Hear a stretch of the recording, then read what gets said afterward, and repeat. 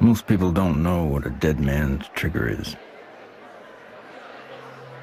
And even fewer need one. Commander? Yes. We're going? A dead man's trigger is a safety valve. For reasons of security, a person prepares a recourse of such severe action that if harmed, they will release a cache of damaging evidence against those enemies.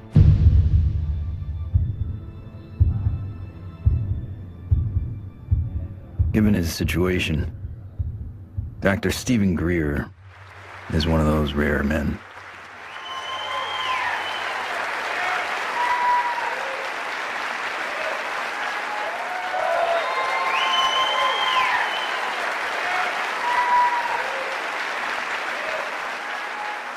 Why would he need one?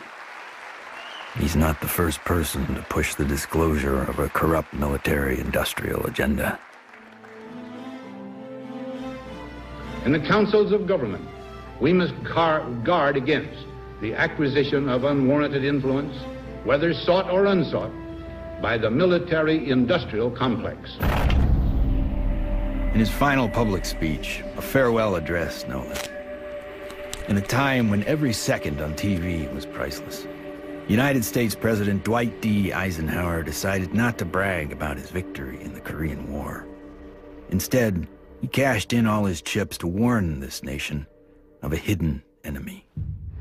We have been compelled to create a permanent armaments industry of vast proportions. The total influence, economic, political, even spiritual, is felt in every city, every state house, every office of the federal government.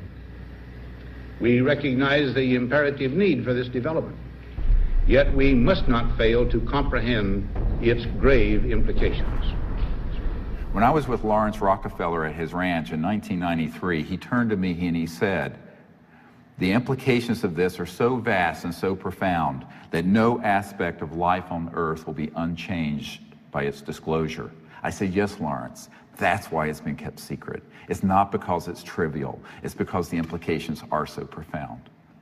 So there have been attempts to bring this information out for over 60 years. And here we sit in 2012 with the world still burning oil and gas and coal, when we have had technologies, sciences, and all the information we need to have had a completely new civilization.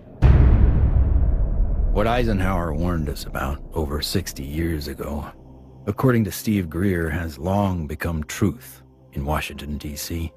The most music, Q107, driving home with the Spearman. Hello, what are people all over D.C. saying about all this money we are giving? And why is Washington, D.C. booming? Because the rest of the country is sending their money here. I know, isn't it beautiful through the trees? My name is Ted Loader. I've been working with CSETI program and Dr. Greer for 15 years. Cool, huh? Wow. Yeah. One always wonders if the public really knew what was going on with government covert programs and how much money has been put into it, you know, hundreds of billions of dollars. I think the public would be a little annoyed. Thomas Jefferson believed all men have the right to life, liberty, and the pursuit of happiness.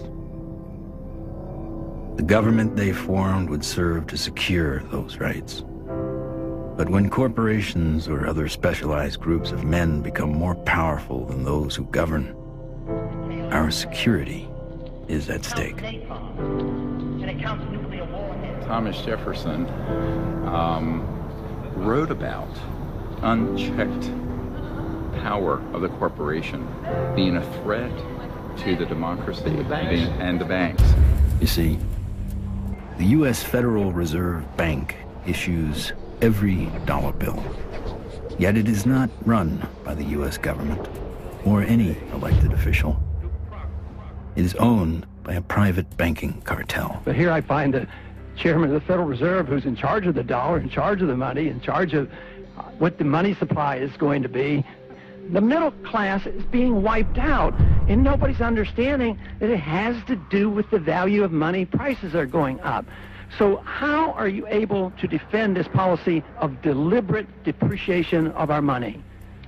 A lot of it depends on what happens to the price of oil.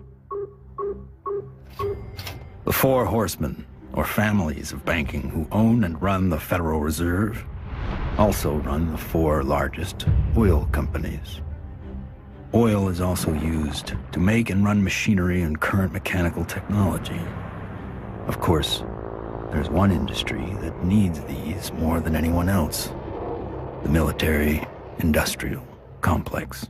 You begin to get into this very scary scenario that has to do with the human condition, of the proclivity to accumulate vast amounts of power around a handful of people. All right, sit down and shut up. And right now, these misanthropic sociopaths are running the planet into the ground. When Congress or whatever else or budget directors say, well, we've lost $100 billion in black program, what does the public do? What can the public do? We can complain to our congressmen, but our congressmen can't get any information. With lobbyists, interest groups, campaign funding, the economic powers that be have learned to control the political sphere. These politicians become almost like placeholders, and they don't realize that until they get into the White House or into the Senate Intelligence Committee. It doesn't matter who the president is. They're going to do what they want to do. And that which is good for them isn't always good for everybody else.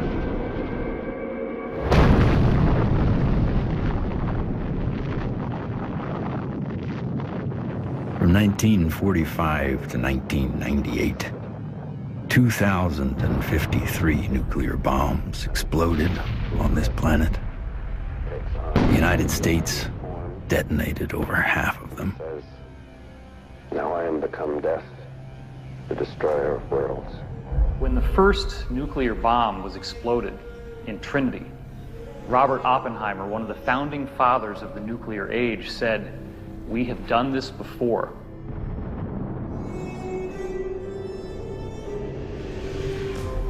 It could have been that Oppenheimer was speaking about weapons described in the ancient Sanskrit texts like the Mahabharata, in which they refer to a bolt of iron charged with the light of 1,000 suns. This bolt of iron was hurled in anger and led to an explosive event which is very graphically described in this religious scripture, specifically showing all the key indications of radiation sickness and the various problems with nuclear weaponry that we've come to expect. When we started detonating thermonuclear weapons, atomic weapons, and developing these sort of destructive technologies, the civilizations that have been watching this planet for millennia said, oh my God, these people are going way off the reservation. They are now an existential threat to themselves, but also to other planets potentially. All over the world, we see very conclusive evidence that ancient people were in contact with extraterrestrial life. The Japanese said that their civilization was given to them by a people they called the Dogu, who came from what they described as Anemono Torebune, which translates as bird boat universe, meaning flying boats from the universe. The ancient Sanskrit writings in India have elaborate descriptions of vimanas, or flying craft. These texts are thousands of years old. They predate any conception that we have of spacecraft or aircraft. But evidence is not just found in ancient texts. It is also captured in our ancestors' art, as if it was plainly obvious that ET vehicles appeared in ancient skies.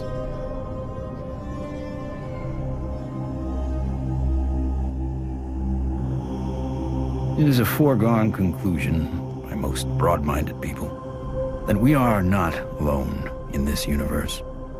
The question is, how close are they? And we We all looked up at once. It was almost like an intelligence told us, hey, look over here, we're here.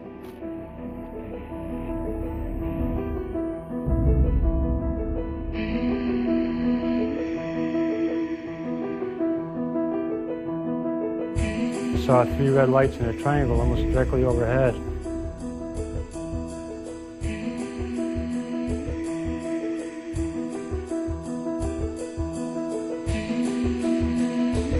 I saw these things and I ran inside and got my brothers and sisters.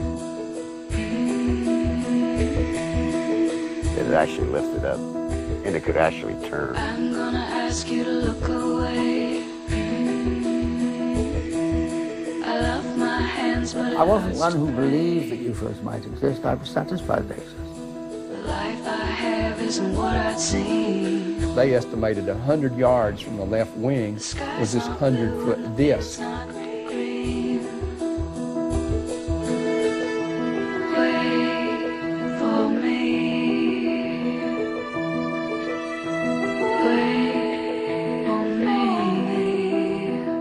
A lot of the astronauts are told to keep it quiet, and they're good Americans too. They develop the film from the moon, everything that's done by NASA.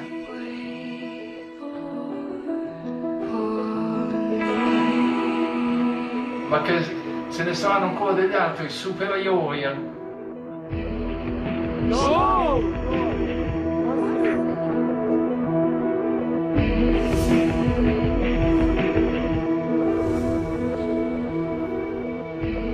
There's so much evidence out there that even if less than 1% is true, that would be enough to collapse the current paradigm and change the whole planet.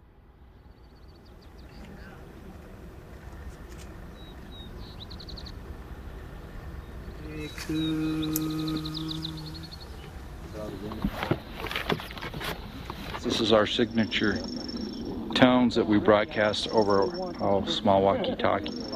They were recorded in a crop circle.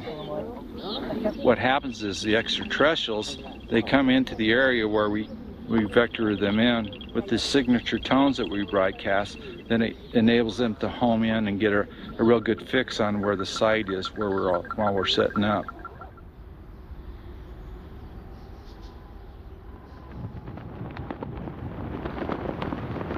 The whole concepts of the crossing point of light, the physics of consciousness, and interstellar communication all were developed on a kind of a vision quest we did here in 95 or 96. Astronomer J. Allen Hynek developed the scale to identify the types of human ET encounters. From his original 3 categories, a 4th, more controversial, has been added, CE4. Even more controversial, Stephen Greer added a 5th kind of encounter, CE5, human-initiated contact. So, how is this done? Given Schrodinger's idea that the number of all minds in the universe is 1, in order to make this type of contact, a human could potentially access that single inner consciousness through intense meditation and then visualize his location down through the Milky Way to the planet Earth to wherever he sits under the stars. In theory, then, any extraterrestrial passing by would be able to hear the broadcast and know exactly where to go, if they choose to do so. It's interesting how many people have never been out in a place like this where they can see the whole Milky Way galaxy. Most people who come for a week, it alters their life. There's meditation techniques, there's remote viewing techniques, and once you start learning these processes and refining them, then you can make contact more quickly, more easily, and be more of an asset to the group. Checking to be sure that there's no source from anyone else, so that when we do start having electromagnetic signals through this, we know that it's a legitimate source. My name's Emery Smith. I've been with CSETI for approximately 3 years. Getting the baseline reading from us. My duties consist of a couple things. I am Dr. Greer's head security detail. I also and their photographer. I operate anywhere from 2 to 6 cameras at one time. Yeah, that's our craft. It was over the mountains in this direction. Many of the craft that are coming in are transdimensional, and the way I understand it, not visible to the human eye. And that's where this new technology, night vision, that's where that's coming into play. And with the advent of new technology that's out there, it becomes easier and easier for us to capture these beings and these celestial objects on film. After you do the night vision, it has that green hue, of course. And after a while, when you get back to real life, you're thinking, why isn't everything green? This can't be reality. I want to show an early one from Gulf Breeze from 1992. We went down there, and one of the fun things that happened is that I had about 40, 50 people. Let's go out on the beach. And we didn't have good cameras then, but you'll get the feeling of how exciting it was. Have all these people, and 1, and then 2, and then 3, and then 4 ET craft materialize right in the sky. There it goes. 1, 2, 3. And look, there's 4. There's 4. There's 4.